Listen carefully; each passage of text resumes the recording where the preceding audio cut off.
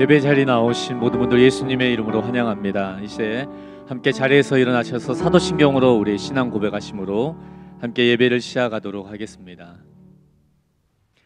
나는 전능하신 아버지 하나님 천지의 창조주를 믿습니다.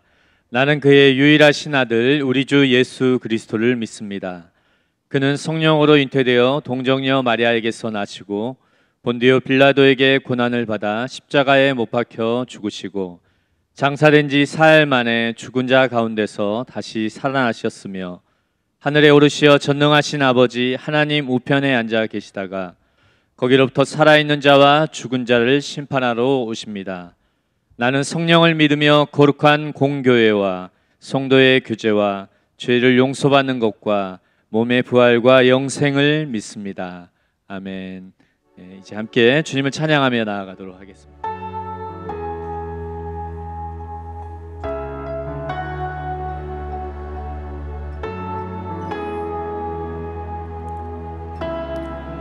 영원하신 아버지 창조주 하나님 전능의 주 그의 성령으로 잉태된 주 예수 우리 구원자 하늘에 계신 아버지 독생자 구주 예수 성령 하나님 믿으며 삼위일체 믿네 몸이 다시 사는 것과 영원히 살 것을 나는 믿네 예수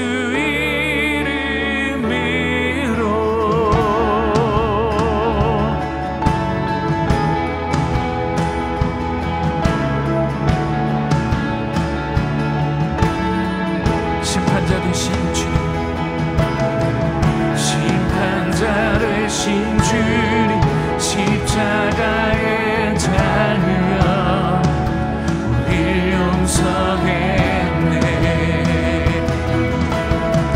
죽은 자 가운데서 영광으로 사셔 보좌에 앉았네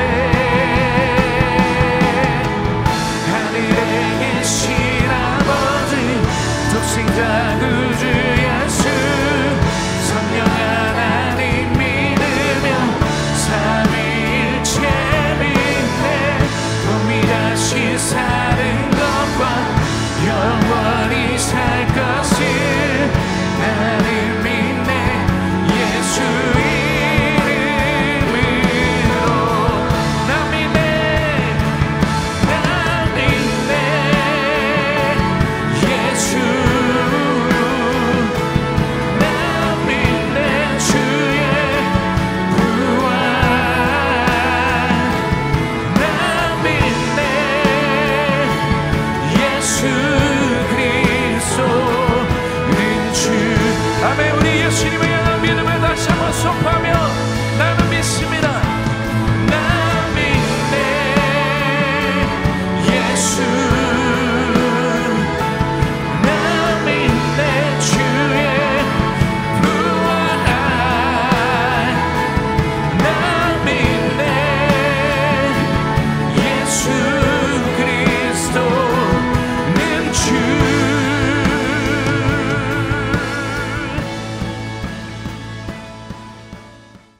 장로교의 핵심 교리입니다. 근데 제가 제일 장로교의 교리 중에 받아들이기 어려운 교리 중에 하나 있어요. 뭐냐면 전적 타락의 교리입니다.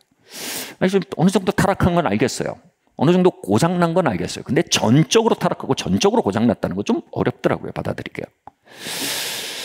그런데 여러분 이걸 받아들이게 된 현장이 있어요. 여러분 하나님과 동행해 보세요. 정말로. 그 관계 안에 하나님과 관계 안에 정말 들어가 보세요. 그분의 사랑을 받아들이고 신뢰하는데 얼마나 우리가 고장난지 알게 됩니다. 그리고 그분을 사랑하고 그분을 예배하는데 우리가 얼마나 고장났는지 알게 됩니다. 또 여러분, 보이지 않는 하나님과 관계에서 우리가 전적으로 고장났다는 걸 알아가는 것보다 더 쉽게 우리를 알 수 있는 자리가 있어요. 바로 가족입니다. 여러분, 가족 관계에서 우리가 정말 사랑하고 사랑받기 위해 가정이 형성됐습니다. 그런데 우리가 가장 많이 상처받고 상처 준 자리가 가정이 됩니다. 정말 신뢰하고 깊이 이해하기에 우린 가정으로 묶여졌습니다. 3주간 진행된 리더스쿨이라는 곳에 참석한 적이 있었어요. 5대행 6대주에서 온 목회자와 선교사님들이 모여가지고 마음을 바로잡고 회개하고 주님께 가까워지기 위한 이제 일종의 하트스쿨 같은 개념이었습니다. 그런데 이 겉보기에 얼마나 훌륭한 분들인지 모릅니다. 그런데 그날의 주제가 부모님과의 관계에서 생긴 상처를 해결해가는 방법에 대해서 그 하루 주제가 있었습니다. 세션이 끝나고 사역이 끝나고 속으로 모여서 각자 이야기를 나누는데 정말로요, 그 관계에서 상처가 없는 분이 아무도 없습니다. 그리고 그 상처로 인해 삶의 절름발이가 되어 있는 현장들을 이야기하고 서로를 긍휼히 여기고 또 서로를 위해 기도하는데요, 제 마음속에 이런 그림이 보여지는 것 같았어요. 우리네 부모님들이 차를 타고 운전을 하는 모습이에요. 그런데 그 자동차가 핸들도 고장났고 기어도 고장났습니다. 그 핸들을 45도만 꺾어요, 차에 탄 부모님이. 근데 차는 이 조향 시스템 고장나서 90도가 돌아가는 거예요. 그 가족들을 쳐버리는 겁니다. 후진 기어를 걸고 조심스럽게 후진을 하려고 하는데 기어가 고장이 나서 전진해버리는 거예요. 그 사람들을 치는 거예요. 또 서행을 하며 교차를 조심히 지나가려고 하는데 차가 급발진하는 겁니다. 그래서 벽을 들이받는 겁니다. 그 속에서 어쩔 줄 몰라 하는, 그 차 속에서 어쩔 줄 몰라 하는 우리네 부모님들의 마음이 그 기도 가운데 보여졌습니다. 그게 그분들 본심이겠습니까? 그냥 뜻대로 안 되는 겁니다. 고장난 차 안에 갇혀 있는 겁니다. 저도 남편이 되고 부모가 되니까 제가 얼마나 고장난 차를 몰아온지 알겠더라고요. 자꾸 급발진합니다. 뜻은 그게 아닌데 자꾸 들이받아요. 마음은 그게 아니었는데 자꾸 오해가 쌓입니다. 저의 고장난 차를 발견할수록 사람들의 고장난 차를 이해하게 됩니다. 그리고 고장난 차에 갇혀있는 서로의 실존을 연민하게 되는 겁니다. 로마서 7장은요, 고장난 차 안에서 어쩔 줄 몰라 하며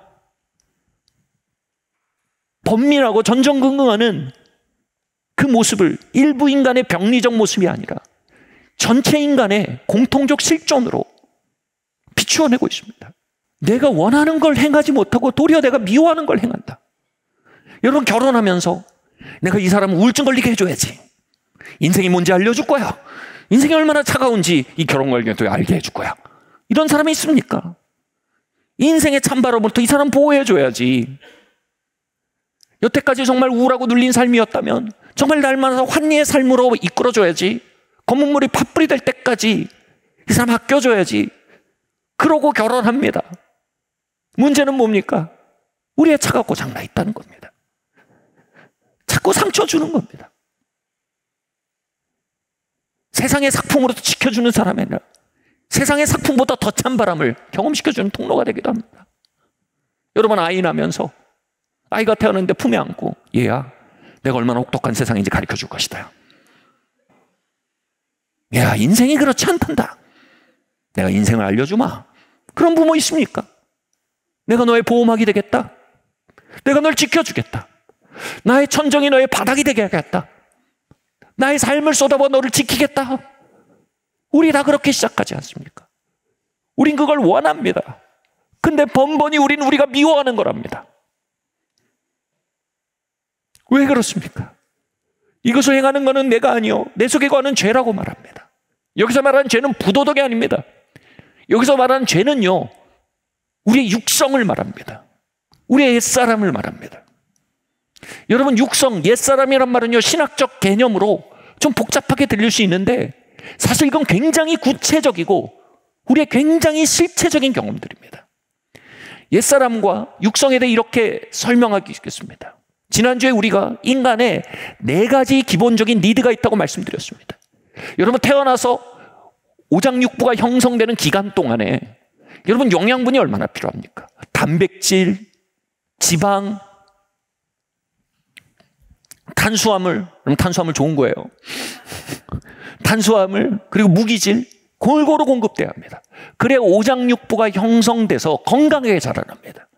만약 그때 무언가 결핍되어 있다면 그 결핍을 여러분 평생 안고 가야 합니다. 그 결핍으로 오장육부가 덜 형성되거나 문제가 생기고 그걸 평생 지고 가야 합니다. 여러분, 이것과 똑같습니다. 여러분, 우리의 몸보다 더 중요한 게 우리 마음입니다.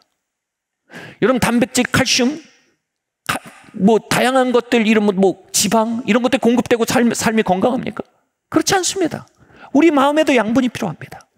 이 4가지 핵심 영양소를, 마음의 영양소를 이렇게 말할 수 있어요. 바로 무조건적인 사랑의 표현입니다. 눈을 맞추고 안아주고 사랑한다고 말하고, 너는 내 인생의 보물이라고 말하고. 여러분, 어떤 사람은요, 어른이 돼서도 하루에 13번 정도는 스킨십과 포옹이 필요하다고 말합니다. 그렇지 않으면 결핍이 나타나고 왜곡이 나타난다고 얘기합니다. 여러분, 우린 그거 없이 잘 견디잖아요. 왜요? 이미 결핍이 기본값이 된 겁니다. 이미 자라날 때 무조건적인 사랑의 표현을 정기적으로 공급받지 못하고 그 결핍 안에 인생을 지탱하는 게 익숙해진 겁니다. 어떡해요? 핸드폰 들여다보며 견디는 겁니다. 야동 보며 견디는 겁니다. 드라마 안에 주인공이랑 커넥션을 이루면서 견디는 겁니다. 거대한 판타지 안에, 거짓 친밀함 안에 나를 밀어넣으며 견디는 겁니다. 여러분, 이렇게 결핍을 보상하고 이완하고 또는 결핍을 부정하며 살기에 만든 걸 육이라고 하는 겁니다. 중독적인 성향, 이게 육입니다. 우리가 수련회 가서 주님 야동 봤습니다. 용서해 주세요. 주님 용서하십니다. 문제는 뭔지 아십니까? 야동 본 거 용서를 구하고 용서받아도 더 중요한 건 뭐냐면 친밀함이 결핍되어 대체제로 살아가도록 형성된 우리의 인격 자체가 그 자리에 그대로 있다는 것입니다. 하나님도 알고 마귀도 압니다. 시간 문제입니다. 그 육이 그대로 있다는 겁니다. 두 번째로요, 안정감이라고 말씀드렸습니다. 안정감은요, 육체적 정서적인 안전함을 반복적으로 경험하면서 아이들이 기본적으로 신뢰 구조를 갖게 됩니다. 달리 말하면 베이직 트러스트라고 할 수 있어요. 기본적인 것을 신뢰할 수 있는 능력입니다. 그런데 기본적인 신뢰감을 느낄 수 없고 안정감을 느낄 수 없게도 그게 파괴되어 있고 결핍되어 있는 사람은요, 안전의 심볼에 집착하는 성격을 갖게 됩니다. 안전의 심볼이 뭡니까? 돈이죠. 포지션입니다. 자가주택입니다. 내가 사는 동네입니다. 힘입니다. 이건 우리에게 안전을 주는 게 아니라 안전에 대한 심볼일 뿐입니다. 기본적인 안전에 대한 결핍을 가진 사람은요, 안전의 심볼에 대한 강박적 사고를 합니다. 여러분, 돈 1억 없으면 1억 없는 겁니다. 1억 없는 만큼 불편한 거 괜찮아요. 문제는 뭐예요? 그게 내 존재적 위협으로 경험되는 겁니다. 그리고 내가 1억을 더 가질 때야 비로소 안전해질 수 있다는 신화를 만들어내는 겁니다. 여러분, 월세 살면 불편합니다. 전세 살면 불편합니다. 문제는 뭡니까? 그 불편함을 넘어 그게 내 존재적 위협이 되는 겁니다. 자가를 얻는 그날 나는 태평성대를 누리려는 판타지를 갖는 겁니다.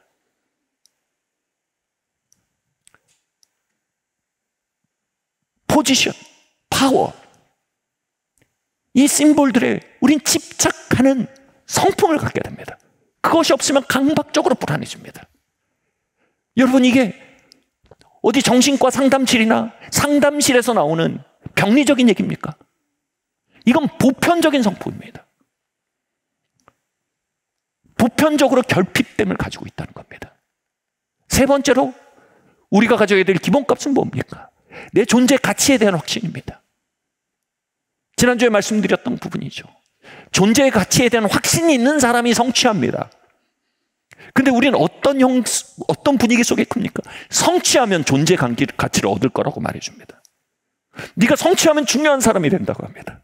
네가 성취하면 인정해 주겠다고 말합니다. 여러분, 여기서 뭐예요? 성취 중독자가 됩니다. 퍼포먼스 오리엔테이션이라고 합니다. 보여지는 성취, 보여지는 성과물에 중독되고 그것에 내 가치가 있다고 믿습니다. 여러분, 이 사람들은요, 성공과 동시에 타락을 시작합니다. 어느 정도 성공을 이뤘다고 느끼는 순간 동력이 이뤄집니다.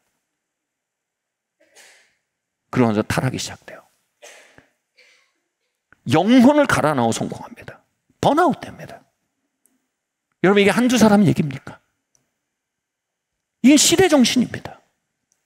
마지막으로 기본적인 우리가 받아야 될 기본값이 뭡니까? 목적을 향해 나아갈 수 있도록 고치되고 격려되고 안내되어야 할 필요가 있습니다. 여러분, 우리가 이 땅에 태어난 거 목적이 있었습니다. 이 세상을 좀 더 나은 곳으로 만들기 위해 태어났습니다. 그리고 그것을 위해 하나님이 재능과 다양한 인프라를 공급하셨습니다. 우린 우리 자신보다 더 큰 무언가에 기여하고 더 큰 무언가에 헌신하고 우리 자신의 삶보다 더 큰 무언가의 의미에 봉사하도록 지어진 놀라운 하나님의 기회입니다.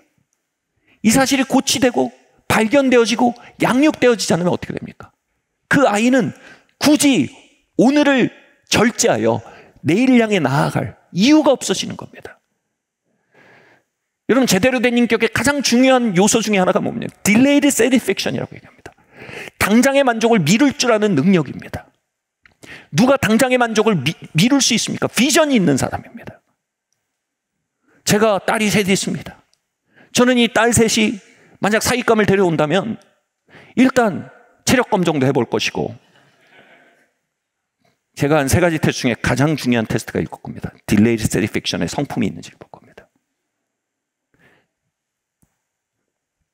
더 큰 목적을 위해 지금 당장의 만족을 미룰 줄 아는 성품이 형성되어 있는지를 테스트해 볼 겁니다. 이건 성공적인 가정, 성공적인 삶을 사는데 가장 중요한 기반입니다. 그걸 어떻게 테스트할지 아직 안 나왔어요, 방법이. 알면 제가 한번 설교하겠습니다. 사윗감 이렇게 테스트하라. 제가 시리즈 설교를 하겠습니다. 이게 어디서 형성돼요? 얘야, 너에게 놀라운 부르심이 있단다. 얘야, 우리 가정엔 부르심이 있어. 우리 이 땅을 향한 사명이 있어. 더 큰 것을 올려다보도록 그들에게 반복적으로 일러줘야 되는 것입니다. 이것이 결핍될 때 우리는요, 가치의 아노미, 그리고 자신을 절제력이 없는 삶, 이런 성품들을 갖게 됩니다. 오늘만 있어, 오늘만 살다 죽을 사람처럼 사는 무절제의 삶이 성품이 나옵니다.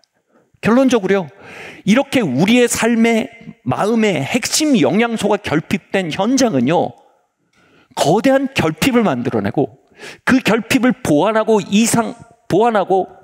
보상하고 또 부정하고 또 어떻게 합니까? 이런 마음의 이야기들의 고통들과 결핍들을 감추기 위해서 많은 사람이 하는 선택이 뭔지 아세요? 잭 프로스트의 표현을 제가 좋아합니다. 넘넘 빌리지로 이주한다고 합니다. 이게 뭐냐면 넘넘 빌리지가 뭡니까? 무감각의 마을입니다. 우리 다 같이 무감각의 마을로 이민 가자. 마음을 셧다운하고 아무것도 느끼지 않는 겁니다.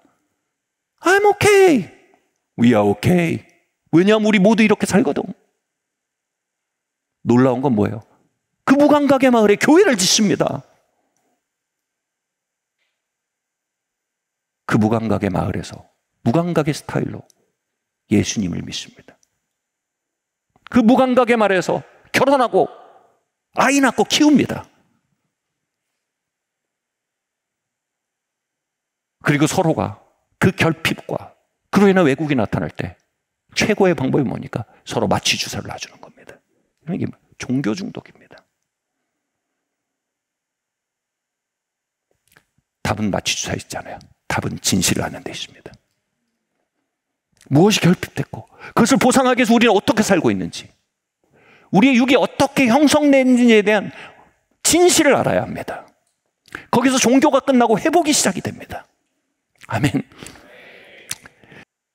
여러분, 인식되는 고통은요, 해결 방안이 있어요.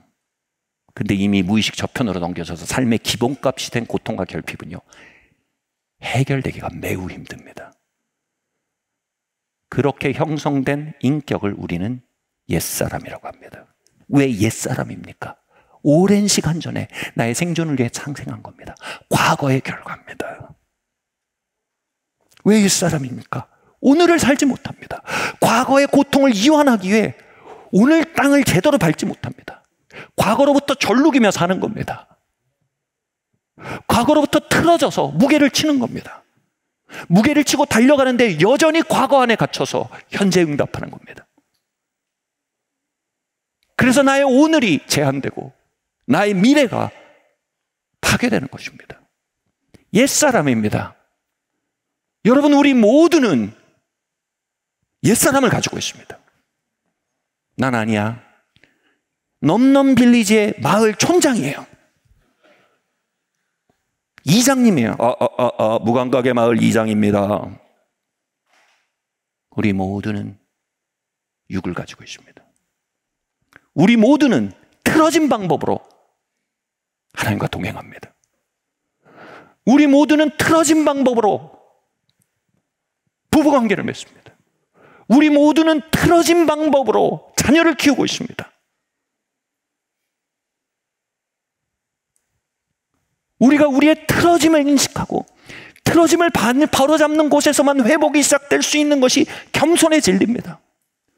나의 틀어짐을 알지 못한 채로, 나의 틀어짐을 바로잡지 않은 채로 모든 것을 바로잡겠다고 달려드는 것이 바로 요약하면 교만입니다. 여러분, 우리가 옛사람을 가지고 있다는 거 아십니까? 우리가 틀어진 삶의 자세를 가지고 있다는 거 아십니까? 그 성품 안에 갇혀, 과거 안에 갇혀 오늘에 응답하고 있는 함정들을 인지하십니까? 육에 대해서 이렇게 표현하고 싶습니다. 육은 우리 뒤통수입니다. 안 보여요, 우리한테. 앞으로만 보면 다 멀쩡합니다. 여러분, 거울 볼 때 뒤 보십니까?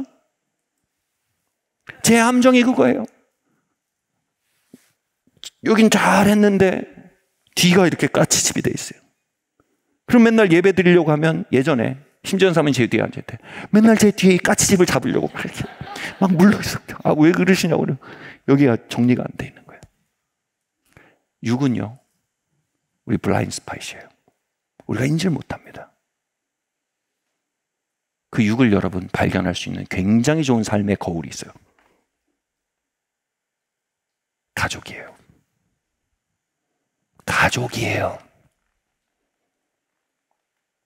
어떤 분이 이럴지 몰라요. 거울이 잘못됐어요.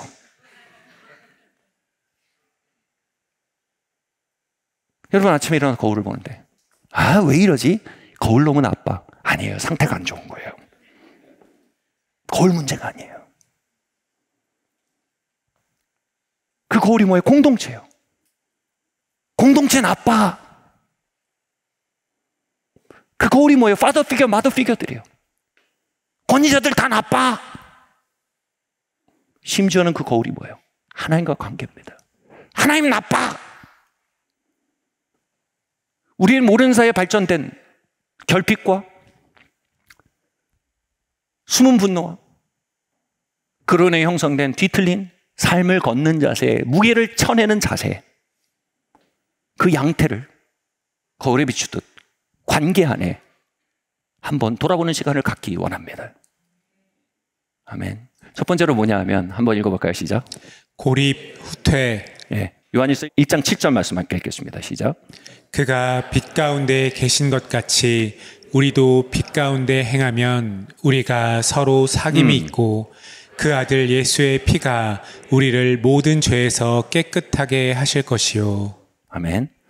여러분, 말씀드렸던 우리가 모든 육을 가지고 있다는 건 뭐예요? 모두의 결핍과 모두가 그로 인한 고통과 숨은 분노를 가지고 있다는 겁니다. 맞나요? 저만 이상한 사람인가요? 모두가 가지고 있다는 거예요. 여러분, 이때 우리를 만나기 가장 싫어하는 방법이 뭔지 알까요? 마음에 벽을 치고 그 벽 밖으로 사람을 몰아내는 겁니다. 저는 젊었을 때 솔직히 말할게요.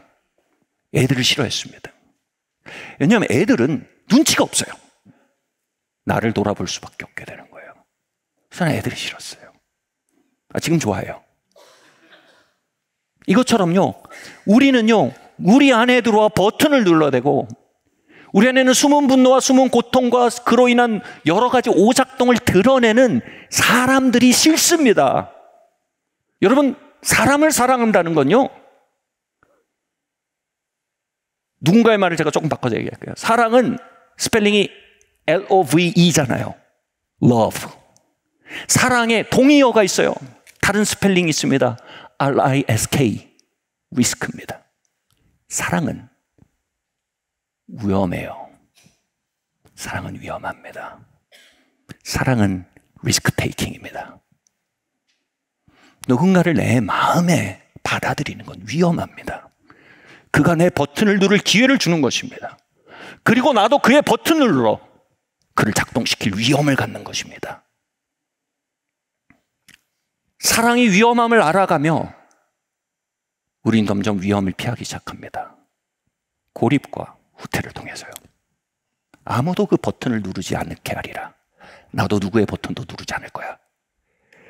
사랑보다는 게임이 좋습니다. 사랑보다는 연속극에 나오는 잘생기고 멋진 주인공들과 커넥션을 이루고 사는 게 낫습니다. 사랑보다는 SNS라는 가상의 연결이 좋습니다. 그리고 그 답만에 혼자 살기로 결정합니다. 이것이 우리가 리스크를 관리하는 방법이라고 생각합니다. 근데 여러분, 오늘 본문 보세요. 우리가 서로 사귀면 우리가 빛 가운데 걷는데요. 빛은 예수님입니다. 아멘? 여러분, 우리가 사귀지 않는 것에 대단한 위험이 있습니다. 고립과 단절에 대단한 위험이 있습니다. 그건 예수님과 동행할 수 없게 되는 것입니다. 더 나아가서 뭐예요? 그곳에서 우리가 서로 사귀면 우리가 빛 가운데 있고, 그 빛이 뭐예요? 우리의 육을 드러낸대요. 이 맥락에서는요. 번번이 우리 육이 드러납니다. 사귐의 자리에서는요. 고통스럽습니다. 힘듭니다. 리스크로 보입니다. 근데 그 다음 구절이 굉장히 중요해요. 거기 무슨 약속이 있습니까? 그리스도 예수의 피가 우리를 모든 죄에서 깨끗게 한대요. 헬라어로 보면요, 이거 헬라어 영어 사전으로 바꾸면 ever cleansing blood 이렇게 되어 있습니다. ever, 계속해서 우리 씻는 보혈이라는 뜻입니다. 예수님의 피가 폭포처럼 지속적으로 부어지는 자리가 어디 있다고요? 사귐의 자리에서 끊임없이 우리의 육이 드러나고 서로의 육이 드러나는 그 자리가 예수님의 빛 안에 있는 자리이고, ever cleansing, 우리를 계속해서 씻으시는 폭포 아래에 있는 자리라는 겁니다. 여기서 뭐가 있습니까? 눈을 들어 주를 보라 합니다. 내 모든 고통 주께 맡겨라 합니다. 저는 사역 초기에 그 2년 동안 공동체 생활을 했습니다. 여기 계신 분들인 것 같아요. 거기 앞에 계신 분들. 형제 기숙사, 자매 기숙사 있어서요. 저희가 2년 동안 정말 같이 먹고 같이 예배하고 같이 생활했어요. 제 인생에 가장 많은 버튼이 눌렸던 기간입니다. 제가 그들에게 항상 하고 싶은 말이, 제가 그거보단 괜찮은 사람이거든요. 왜냐하면 그렇게 가까이 지냈던 적이 없기 때문이에요. 그래서 저는 저를 만나게 된 거예요. 거기서 변명하고 싶어서 내가 그거보단 괜찮은 사람이다. 아마 그들도 똑같을 거예요. 내가 이거보단 괜찮은데.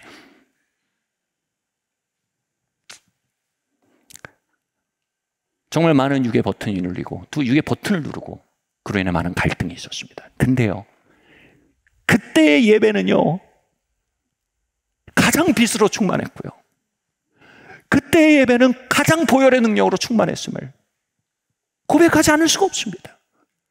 Ever cleansing blood, 그 보혈의 폭포가 그 예배 가운데 항상 있었습니다. 왜요? 우리가 사귐 가운데 있었기 때문입니다. 여러분, 우리가 벽을 내리고요, 마음을 열고 누군가를 받아들이면요, 거긴 갈등이 있습니다. 리스크가 현실화됩니다. 거기서 끝나면 우리가 가진 유일한 보호책은 후퇴라고 생각합니다. 유일한 보호책은 단절이라고 생각합니다. 근데 요한일서의 약속을 믿으면 어떻게 됩니까? 눈을 들어 우리를 깨끗게 씻으시는 보혈을 보라고 초청하십니다. 거기가 바로 보혈을 현실로 만나는 곳입니다.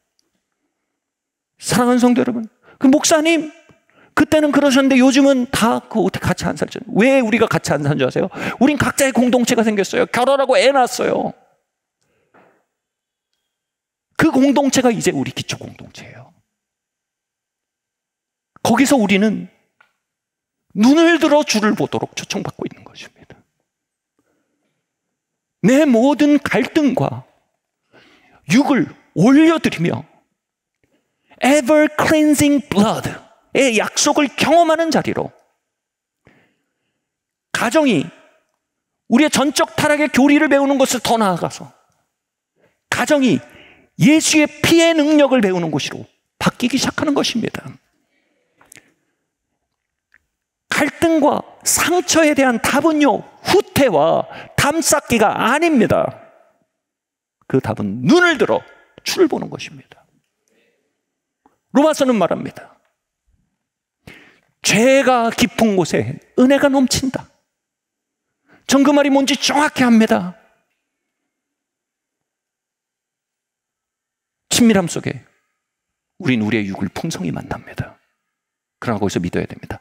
이보다 더 큰 은혜로 주님이 초청하고 계심을 신뢰해야 하는 것입니다. 이보다 더 큰 은혜를 약속하고 계심을 소망해야 하는 것입니다. 거기서 눈을 들어야 합니다. 서로의 잡은 멱살을 놔야 합니다. 그리고 소망을 주게 둬야 합니다.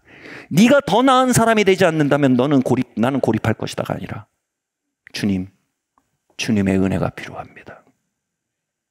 아멘. 은혜의 다른 말이 power to become이에요. 되게 하는 능력입니다. 더 나은 사람 못 됩니다. 나도 못 됩니다. 시비할 일이 아니에요. 간구할 일입니다.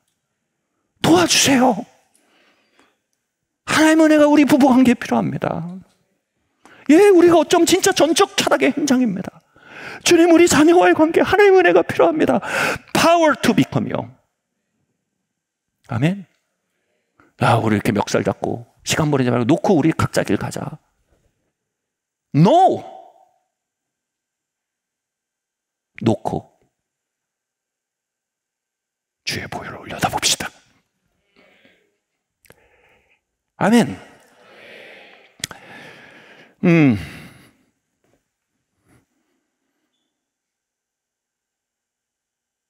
언젠가 제가 굉장히 가깝던 사람이, 목회자가 도덕적으로 무너졌다는 얘기를 들었습니다. 굉장히 좋은 사람이거든요. 믿을 수가 없었어요. 하나님, 뭐가 문제죠? 왜 도덕적으로 무너졌죠? 근데 제 마음에 명확한 대답이 돌아왔어요. 이거요. 그가 고립을 선택했다. 예. 고립을 선택했어요. 삶에 달려야 할 길이 있습니다. 무거운 짐이 있습니다. 근데 고립이라는 잘못된 태도로 무게를 치고 달려나가면 반드시 문제가 생깁니다.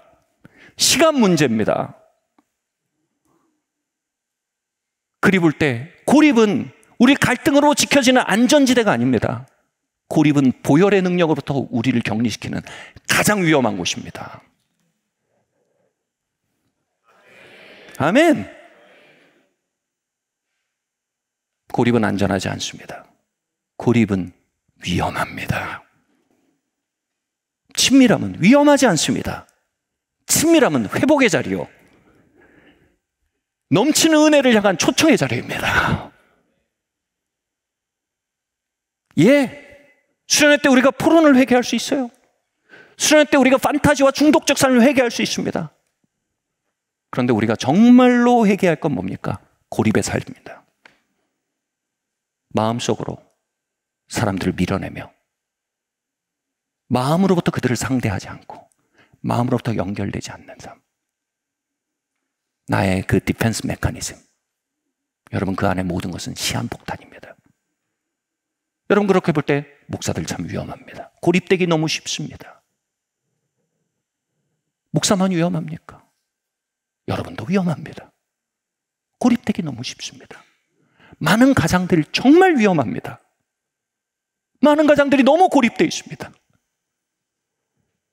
시한폭탄이 여기저기서 돌아다니고 있어요. 사람들은 폭발로 무너진 결과를 보지만 하나님의 시한폭탄 자체를 보고 계십니다. 여러분 가족관계 가운데 또 이 말씀 가운데 거울이 그 시한폭탄을 비추고 있다면 여러분 지나가지 마십시오. 시한폭탄 해체하셔야 합니다. 아멘. 다음 육적인 성향에 대해 다루겠습니다. 두 번째로요. 같이 한번 읽어볼까요? 시작. 조종과 통제. 고린도전서 13장 5절 말씀 함께 읽겠습니다. 시작. 무례히 행하지 아니하며 자기의 유익을 구하지 아니하며 성내지 아니하며 악한 것을 생각하지 아니하며. 여기서 무례히 행치 않다. 여기서 자신의 유익을 구하지 않는다. 사랑은 이게 뭐냐 하면 원어로 보면 이런 뜻입니다. 나의 목적을 위해 상대방을 수단화하지 않는다라는 뜻입니다. 와우. 나의 목적을 위해 상대방을 수단화하지 않는 것. 사랑은 그렇게 하지 않는다는 얘기입니다. 저는 청소년기가 되며 이런 마음이 들었습니다. 야, 이미 내가 이 가정에서 받은 상처들이 일정 선을 넘었다. 돌아보면 참 쪼잔한 생각이에요. 근데 어때요? 어리니까 쪼잔했죠, 제가. 그래서 일정 선을 넘었다. 그럼 이제 어떻게 했냐면 마음속에 고립을 선택했어요. 부모님에 대해서 마음을 닫았습니다. 마음을 닫고 이런 생각이 돌아오더라고요. 야, 이제 부모님에게 마음을 닫았다면 이 집에 왜 있냐? 살 곳이 없잖아요. 서포트가 필요하잖아요. 그럼 내가 거기 있는 이유는 뭐예요? 부모님과의 사랑의 관계가 아니에요. 거기 있는 이유는 뭐예요? 의식주의 문제예요. 후원자의 문제예요. 내가 독립할 때까지 부모님을 숙주 삼겠다는 거예요. 전 그게 아무 문제가 없다고 생각했어요. 왜냐하면 제 친구들이 다 그랬어요. 조종과 통제에 대해 누군가 이렇게 말했습니다. 낚시 바늘에 끼인 떡밥입니다. 조종과 통제 안으로 들어갈 때 관계는요, 내가 무언가를 끌어내기 위한 수단입니다. 관계가 있습니다. 근데 그 중심에 훅이 있어요. 의식주라는 훅, 후원이라는 훅 때문에 관계를 유지하는 겁니다. 슬픈 건 뭔지 아세요? 이게 뭐가 잘못됐냐라고 생각하는 겁니다. 그만큼 만성적이라는 겁니다. 여러분, 고립을 선택한 뒤에도 우린 관계가 필요합니다. 그렇지 않아요? 우리 미래로 가려면 서로가 필요하잖아요. 그래서 어떻게 관계를 맺습니까? 마음과 마음을 열어 친밀함으로 관계하는 게 아니라 손익분기점 때문에 훅을 겁니다. 그 훅이, 서로의 손익관계점이 관계의 기반이 되는 것입니다. 그 마음으로 교회를 개척했습니다. 개척한 지 얼마 안 됐을 때 특별 집회를 했어요. 용서에 대해 설교하고 우리가 용서의 심령을 위해 기도 사역을 하자고 했습니다. 한 사람이 나와서 기도를 받겠다고 나왔어요. 용서의 심령을 부어주세요. 근데 제가 그 자리인데 성령께서 제 마음에 이렇게 감동하신 것 같았어요. 용서의 심령을 흘려보낸 일은 그의 머리를 한번 눌러주는 게 아니다. 네가 정말 용서를 구하는 마음을, 그 본을 보이는 게 용서의 심령을 흘려보내는 가장 좋은 방법 아니냐. 오, 좋은 생각입니다. 근데 제가 뭘 용서를 구하죠? 전 잘못할 기회도, 왜냐면 개척한 지 몇 달 안 됐거든요. 잘못할 기회가 없었어요. 뭐 제가 완전했다는 뜻이 아니라 별로 잘못할 기회조차 없었어요. 뭘 용서를 구하죠? 근데 빚이 들어왔어요. 이 관계는 손익분기점에 기초한 관계인 거예요. 무슨 소리인지 아세요? 저는 교회를 세워야 하고 이 사람은 교회를 세우기에 너무 필요한 존재예요. 저는 사역을 세워야 하고 이 사역에 사람들이 너무 필요해요. 주의 사랑으로 환영합니다.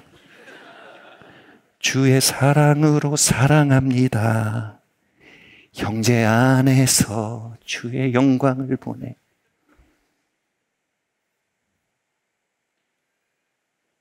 그건 제 호흡이었어요.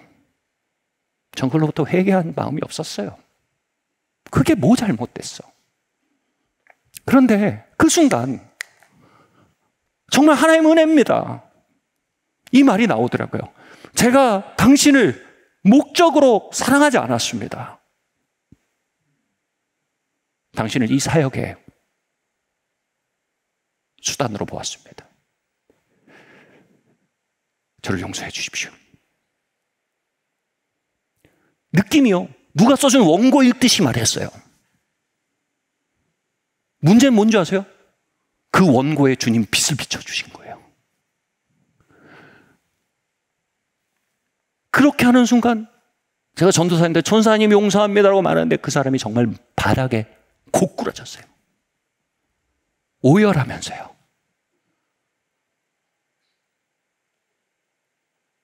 일단 너무 오열하니까 내가 그렇게 잘못했나? 이게 이럴 일인가? 세상이 다 그런 거 아닌가?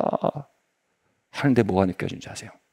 그 영혼에 깊이 박혀있는 낚싯바늘이 뽑혀지는 거예요. 그의 삶에 온통 낚싯바늘이 꽂혀있는 거예요. 그 낚싯바늘에 대해서 넘넘빌리지, 무감각의 마을 속에서 그게 인생이지, 그게 관계지, 그게 세상이지 하고 살던 절망이 고통으로 느껴진 거예요. 비로소.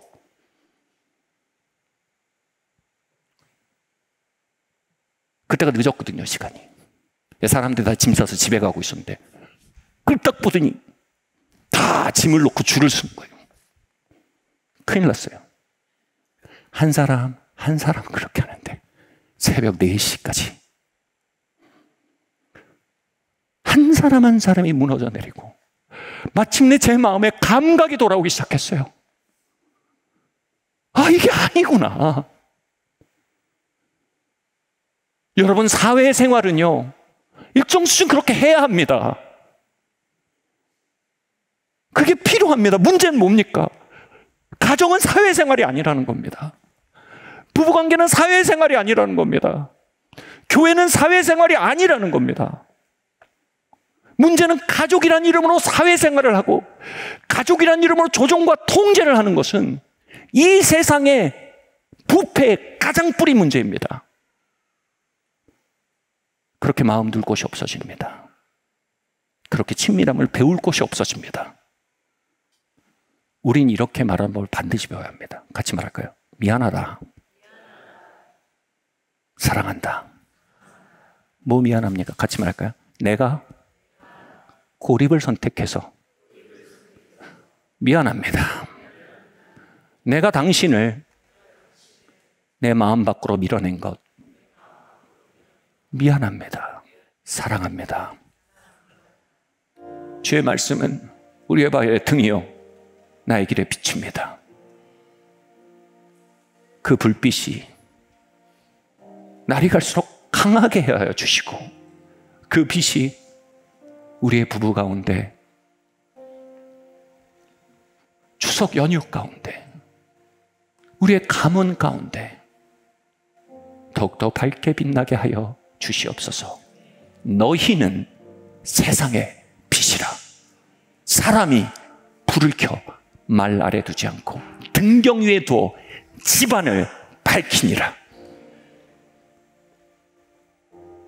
주님, 집안에 밝혀진 빛으로 우리 각 사람을 기름 부어 주시고